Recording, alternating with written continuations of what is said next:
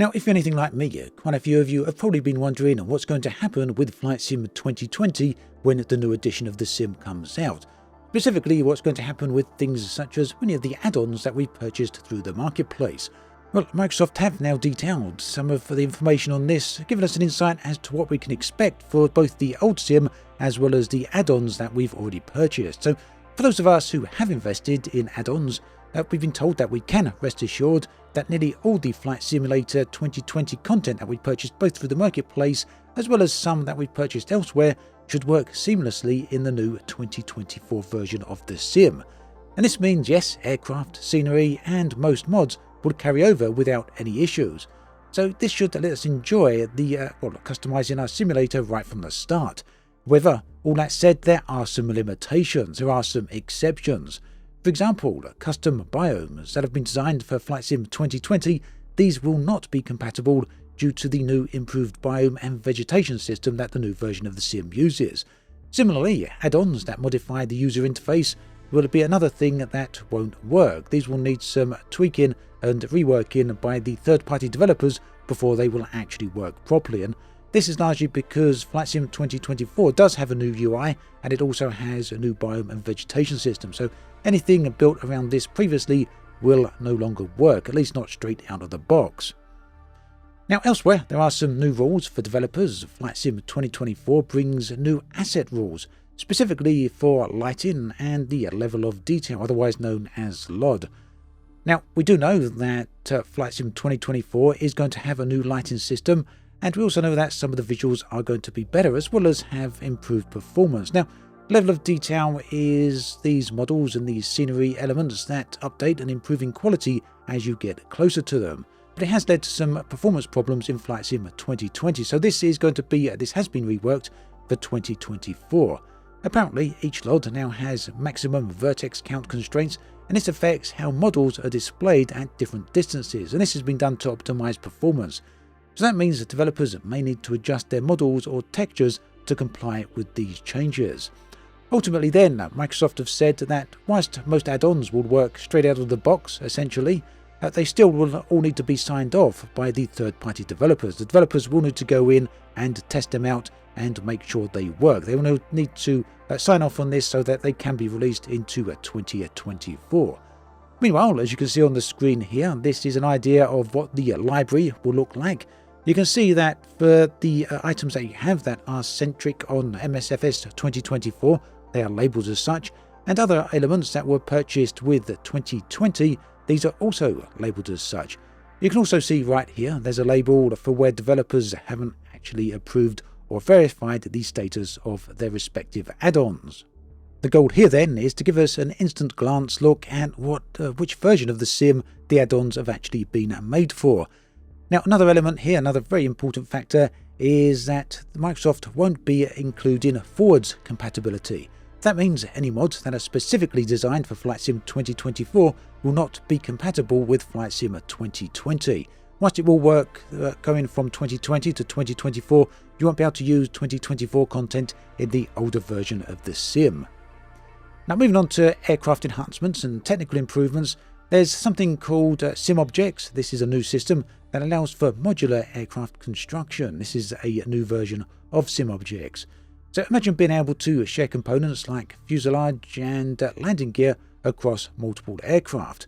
This is something that would previously have probably had to be designed on a per aircraft basis. So this not only boosts customization options, but also ensures that more detailed aircraft without sacrificing performance can actually be made. For players, this means seeing aircraft with different landing gear types like wheels or skis in greater detail. Basically, the developers will be able to swap out particular elements as and how they see fit.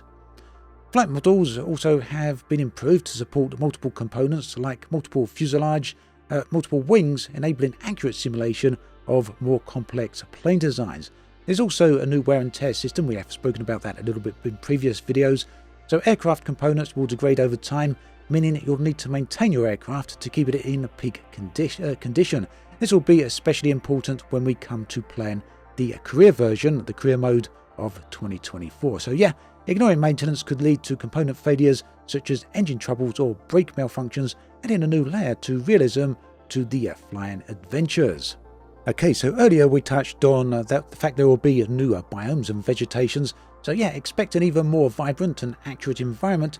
The new biome system offers greater diversity and realism in ecosystems, meaning that every tree, forest and grassland looks closer to its real-world counterpart. So the reason this is important here is that developers can now fine-tune any biomes they create, which will allow for more faithful recreation of specific regions. That means you won't be seeing tundra-type forests in tropical regions. These won't be automatically generated and vice versa. Also, airports have seen some enhancements with a variety of different assets and generation abilities for both local and international airports and everything in between. And this will offer developers new customization features so they can enhance airports in their new releases. So these are things such as ground textures, which will include details like tyre marks, grooves and weathering effects, cracks and that lot, all on airports and on runways.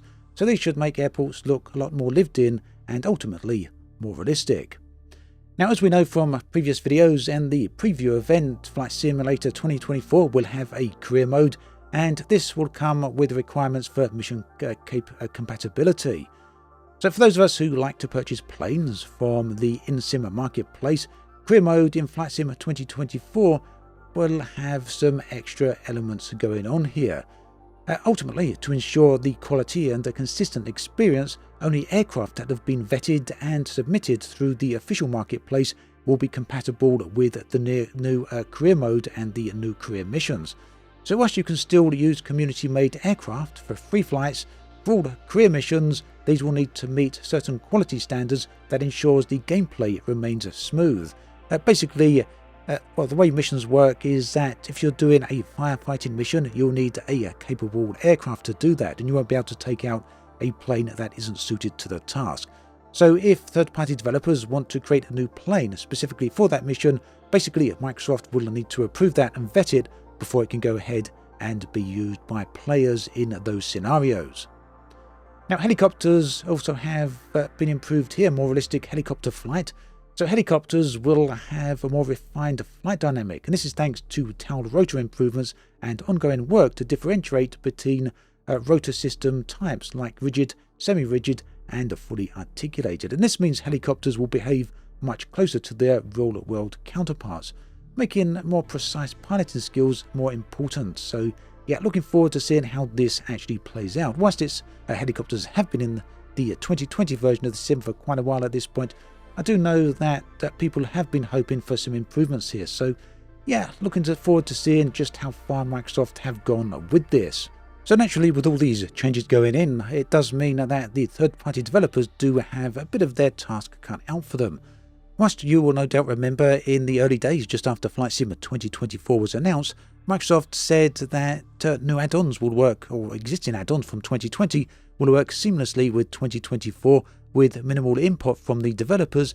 It seems that there's some more nuance going on here than was originally explained. So yeah, for that reason, developers are going to have access to a developer alpha build of Flight Sim 2024, and this is scheduled to go live on October 21st. This will give third-party developers a head start in updating their add-ons if and when they actually need to do that. Whilst some of these should hopefully work straight out of the box, some of them, on the other hand, are going to require some alterations and some work to go into them. So this means that ultimately, once the developers have had their chance to do that, there should be more compatible content on launch day and fewer compatibility issues for the community. Let's see how that one goes. Now, there's also support for community mods. Flight Sim 2020 has a whole ton of mods. These have been created outside of the sim marketplace. So whilst mods should still work with the 2024 version, those that alter biomes, UI elements, or rely on depreciated systems that are no longer used, may still need updating. Now, for those of you who are interested in a very surface level idea of how all of this is going to work behind the scenes, it seems that Flight Sim 2024 is going to have two separate set of rules when it comes to loading in add-ons and mods. So when these load up, the sim will look at the mod to see the add-on, to see whether it's a 2020 add-on or a 2024 add-on. The sim will then have two sets of rules. It will apply the 2020 rules if it's a 2020 add-on, therefore making those add-ons work. Otherwise, it will use the new 2024 rules. So essentially, the way the sim is going to work is that it will be able to adjust itself to a certain extent at least, according to what is being loaded in. Now elsewhere, you may remember talk of the so-called thin client architecture. So what is a thin client? Well, in a somewhat of a change to Flight Sim 2020, Flight Sim 2024 is going to introduce a thin client architecture. So instead of downloading every piece of data onto your hard drive, most of the assets are streamed on demand instead. This, Microsoft say, will save significant storage space and allows for faster installation. There are some people, I've seen some claims that the install size will be somewhere between 30 gigs and 50 gigs for Flight Sim 2024, which is much smaller than Flight Sim 2020. It also means that the download for updates is also going to be smaller. But the downside here is that a stable internet connection is of course crucial, as streaming high quality assets can definitely consume considerable bandwidth, and it will require a stable connection as well. So the on-demand streaming does reduce the initial download size and improves the update times, but it also introduces challenges for modding. That's another area, modders. That's another area where we're going to see some problems. And the reason for this is because obviously when all the files are stored locally on the computer, modders can go in and alter them and make suitable changes, but when those files are stored on the cloud, it makes things far more difficult for modders to actually, change. So it's not clear entirely how all of this is going to work when it comes to modding these type of elements of the sim. Maybe 2024 won't be quite as easily moddable as 2020, but I guess we'll have to see. Microsoft have said there are potentially some solutions for this. So there we have it, the latest information and details for Flight Sim 2024. There are going to be a few new development live streams between now and launch, so we should be hearing some more additional details over the coming weeks, and I'll be sure to have all of those covered and keeping you up to date. Thanks for watching this video all the way through. There's another one on the screen if you want to check it out. Thanks for watching, and do take care. I'll catch you next time.